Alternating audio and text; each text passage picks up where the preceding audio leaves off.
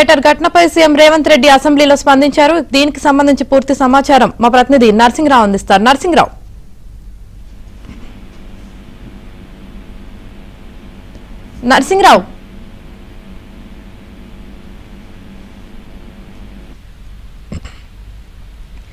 నర్సింగ్రావు వినిపిస్తుందా?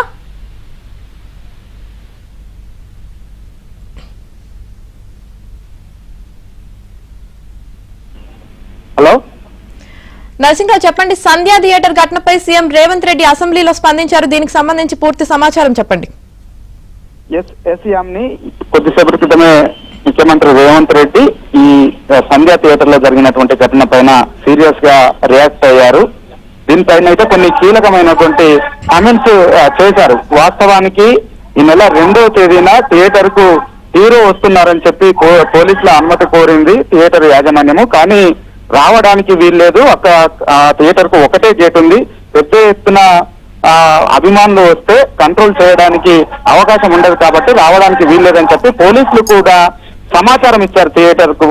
అయినప్పటికీ థియేటర్ యాజమాన్యానికి అయినప్పటికీ కూడా హీరో అక్కడికి వచ్చారు. ఆ వచ్చిన సందర్భంగా పెద్ద ఎత్తున అభిమానులు అక్కడ చుట్టుపక్కల ఉన్నటువంటి థియేటర్ల నుంచి పెద్ద ఎత్తున అభిమానులు అక్కడికి తోసుకుని వచ్చారు, చొచ్చుకొని వచ్చారు. అయితే వచ్చేటువంటి క్రమంలో హీరో టాప్ ఓపెన్ టాప్ నుంచి చేతులు ఊపుతూ రోడ్ షో చేసుకుంటూ లోపలికి వెళ్లారు. ఈ సందర్భంగా పెద్ద ఎత్తున తోపులాట జరిగింది, చొచ్చుకొని వచ్చారు. ఆ తొక్కిసలాటలో రేవతి అనేటువంటి ఒక మహిళ, ఆమె కుమారుడు కూడా విగతజీవులుగా అక్కడ పడి ఉన్నారు.